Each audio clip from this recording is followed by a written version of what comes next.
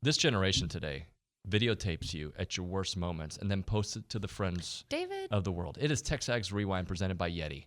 I'm over here having an emotional moment. David was rapping. I was busting a That was not freestyle. an emotional. That was a freestyle. That Yeah, was actually impressive. That was actually Oh. It was stolen from Truck Call Quest. It's not impressive anymore. Sorry. It was, but the way I put it together, you're like, this dude's got game.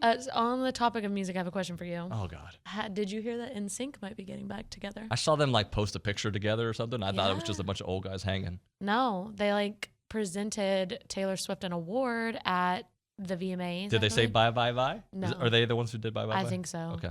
I'm pretty sure. But yeah, they presented an award and they've been like doing a lot of press. I don't think people coverage. want 50-year-old boy bands. That's just my opinion. I would love a boy band. I would like a world that has a boy band with Justin Timberlake in it. You think you I still would think he's enjoy cool? that world. Because he lost his fastball. Maybe. Yeah. So He has some bangers though. can you name anybody other than Justin Timberlake from No. NSYNC? No. Joey Fatone, Oh, I thought he was one of the ones that was like on Cake Boss. Chris Kirkpatrick, Lucas Bass. Do I'm you looking have at it? totally I was Wikipedia. gonna say there's JC no way Chavez. that you know that. I would have known. Lance Bass. Is that what you said? Lance Bass, yeah. Oh. Yeah. Is that I think Chuck's he's the one who brother? looks the youngest out of the group behind Probably. Justin. Can we talk football here for a minute? Yeah, we can talk football. What was your favorite part of the rewind or the show today? My favorite part, I love Go Hour with Olin Buchanan. Okay. I love hearing John Harris talk. He's I good. love Coach G and him talking about He's soccer. good too. I think Peter Burns is great. Yeah. I think the association is awesome. Everybody but Bronny. Pretty much. Ronnie was on it as well. Here's the TexAgs Rewind.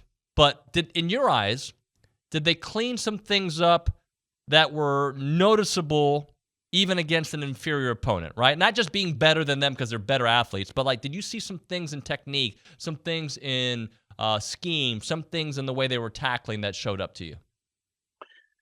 It took a little while for it to get there. I was a little worried the first, quarter and some change, kind of before Connor's touchdown run, kind of opened things up a little bit. It's funny you say that, David, because I kind of felt the same way. Like, how am I supposed to feel right now? And they beat ULM. ULM's not very good. They hit some throws. Here's the one thing I continue to like about Bobby Petrino. You see things each week where, at least in my eyes, where I'm like, okay, that was something that he game planned for against this team specifically. He hit Walker down the seam, I think. They ran 4 verticals against their cover 3 like 3 or 4 times. And those are the 2 big catches Walker had in the first half. But that was something that they had in, I would imagine, for ULM. And so that gives me hope that, okay, Bobby always knows how to game plan. And they're just finding the right buttons to press as they're playing. But I don't know. When you play an inferior opponent and you're a great team, it's let's step out of the locker room and let's go put our cleat on our face right now. And you kind of let ULM hang around in the first quarter-ish. And then eventually you did it. You got there. You're like, all right, now it's time. And then, Wigman has the touchdown run, and then you go down and score a couple more times before the half, and it goes from 10 to 3 to 24, 27 to 3, whatever it was at the end of the half. And now you're like, okay, now you're right where you want to be. Let's talk about the recognition, what it meant when you got the call, and just I know you couldn't be there, but just your emotions when you found out. Man, I can't start without first saying how humbled and honored I felt. I love my time at A&M, and obviously there's been a lot of really, really good players that come out of there. So to be considered up there with the best of the best, I don't take it lightly. And it was a huge honor, and couldn't be more proud about it, I watched the awards, and it was so great to see your wife, Maggie, and Beckett, your son, there. Just how cool was it to have them represent you, and just the whole family experience from everybody? Yeah, there was a bit of missing out type of feel, I guess. I'm sitting in my house all alone after Friday practice, and you obviously got my wife and son, and my parents were there, and practically my whole family, and I'm kind of watching from afar. But they sent a bunch of videos and stuff, and I was kind of keeping up in the moment. But man, it was really cool. especially seeing Meggie go up there with our son Beckett and give that speech and everything. And I was very, very excited to see it. And they did a great job too. I think my son, he's pretty good on entertaining people on stage or being on camera. So maybe there'll be a future in that, a little different from his dad. Well, maybe you can come take my gig here at TexAgs. Just kind of update us on family life. Your dad, your brothers, just home life. I know you're busy in NFL season, but I know your family is so important to you. Yeah, very important. Man, believe it or not, I'm the in my immediate family, the last one playing ball now. There was a point there was like 4 of us all playing at the same time, but they're all doing really well. I've got just in regards to my dad, not the best news, but I got a ranch back in Texas, and he's out there messing around and drops a big trailer basically on his hand and almost took off the tips of 2 fingers. And yeah, not the best news, but needless to say, he's having a good time out there enjoying my stuff. But it all got fixed up and he's all good. But no, he's doing well, man. He talk about a badass, man.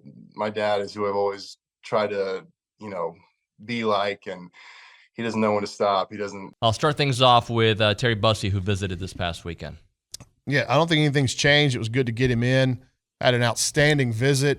Stayed after the game for a while, met with the coaching staff, went and ate with members of the coaching and recruiting staff. And I know that on Friday he played his game with A&M gloves and an A&M towel.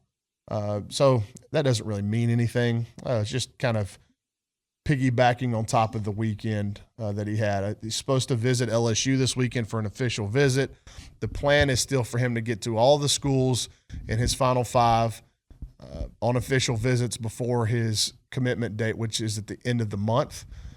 So that leaves this weekend, and I believe next, for him to, before he makes a final decision, or not a final decision, but, or a commitment announcement on September 28th. I thought that he was going to come off of that date. He still has not done that, which leads me to believe as it gets closer, he's pretty set in doing it on that date and then potentially taking some more visits after he's committed. So as of right now, I like where A&M's at. They got to weather some more visits, and but it's felt like they've been toward the front of the line for most of the recruitment. I wouldn't say all of it, but for a lot of it. And Texas and LSU, I think, are the biggest competition, with Texas making the most recent push and kind of moving themselves up the pecking order as well. But LSU's always been a threat too. So it'll be interesting. We're coming down to the finish line on a commitment announcement. And as of right now, and this thing could change, but as of right now, we feel good about where A&M's at. Well, I hate pointing at games and what they could mean, but the next 3 weeks are very important. Turning point. Yeah. It's a turning point in a lot of ways, man. If we're looking up in the middle of October and A&M's 5-1, boy, it's good things are happening on the field and then on the recruiting front as a cause and effect kind of thing. Yeah. Another thing that caught my attention was a tweet of yours. It actually was on your show too, where you talked about the South Florida game for Bama's purposes was more of an audition for those other quarterbacks to kind of show what they can do. And it turns out they can't do it, and it needs to go to a Jalen Milroe style of offense. Yeah, I mean, I know Alabama fans were upset about it, but I'm like, this is why you have a South Florida, whatever week 3 is to figure out, okay, what can we trust and what can we not trust? And they could not trust Tyler Buckner. They could not trust Ty Simpson. And so for them, it almost makes it gives them the answers to the test of, is Jalen Milroe our guy? And I think the answer is obvious. Like, Jalen Milroe gives you the best chance to win a football game. Now, the question is was Tommy Rees trying to make Jalen Milroe do things that he wasn't comfortable with? And now they can say, all right, well, we don't have any other options. Now let's build the entire offense around Jalen Milroe. I mean, it's like with the Philadelphia Eagles when Jalen Hurts got there.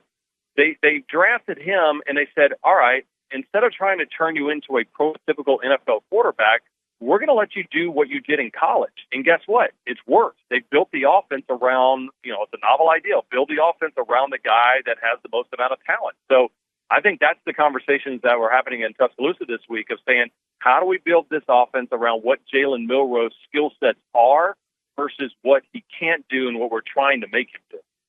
Talking to Peter Burns here on TexAgs Radio, presented by David Gardner's Jewelers. Help me understand your thoughts on this Auburn A&M game, because I look at Auburn as a team that's the arrow feels like it's pointing up, but they haven't played anybody, right? A&M is, I think, a team that we're TBD on, right? Like they got to beat somebody of substance before we really are all in. So how do you kind of caddy this game?